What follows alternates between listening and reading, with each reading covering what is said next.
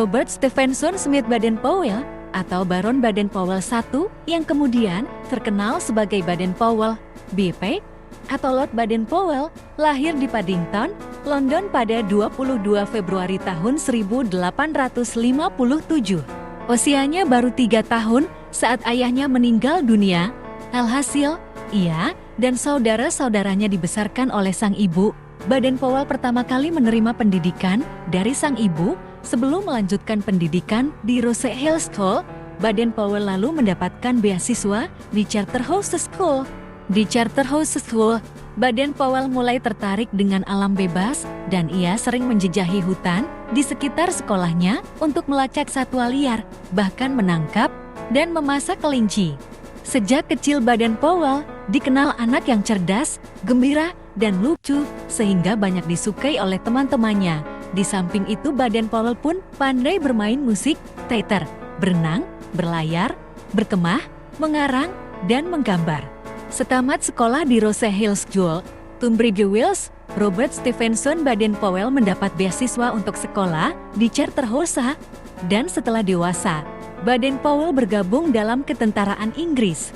Saat berdinas di militer, Baden-Powell menuju India dengan resimen barunya. Sebagai perwira muda Angkatan Darat, dia mulai melatih prajurit lain untuk keterampilan yang penting bagi mereka. Dia mulai mendapat reputasi saat kembali bertugas di Afrika pada awal Perang Boer. Baden-Powell pun diangkat menjadi letnan jenderal dan memimpin garnison Inggris yang mempertahankan kota Mafeking melawan sekitar 5.000 tentara Boer. Baden-Powell kemudian diangkat menjadi pahlawan nasional karena mampu menunjukkan keterampilan, keberanian, dan kecerdikannya yang ditunjukkan tentara muda di Mafeking dalam Perang Boer. Berbagai pengalaman tersebut ditulis dalam buku berjudul Einstoscouting pada tahun 1899. Buku ini sebenarnya merupakan panduan bagi tentara muda Inggris dalam melaksanakan tugas penyelidik. Buku ini kemudian terjual laris di Inggris. Bahkan tidak hanya dibaca oleh para tentara saja, tetapi digunakan juga oleh para guru dan organisasi pemuda.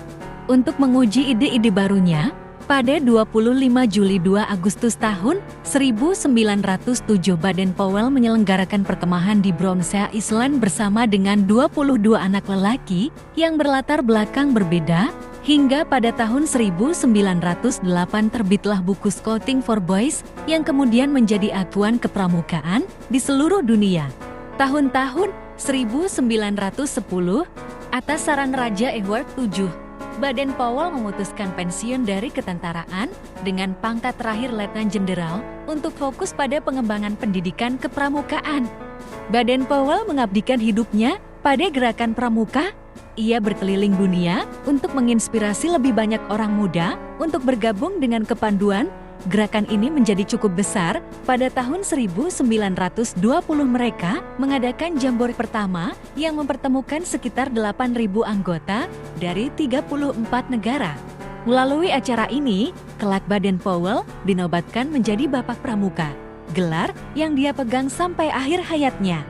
Baden-Powell jatuh sakit pada tahun 1938 dan memutuskan untuk kembali ke Afrika, tempat yang memiliki arti mendalam dalam hidupnya. Di sana, tepatnya di Nyeri, Kenya, Baden-Powell memasuki masa semi pensiun. Pada 8 Januari tahun 1942, Baden-Powell meninggal dunia pada usia 83 tahun. Makam kecil di Nyeri dengan pemandangan Gunung Kenya adalah tempat peristirahatan terakhirnya. Robert Baden-Powell, pimpinan pramuka dunia, terpahat di batu nisannya. Tugas Baden-Powell lalu dilanjutkan oleh sang istri, Lady Olaf Baden-Powell, yang mempromosikan kepanduan ke seluruh dunia hingga beliau meninggal tahun 1977. Lady Olaf dimakamkan di sebelah makam Baden-Powell.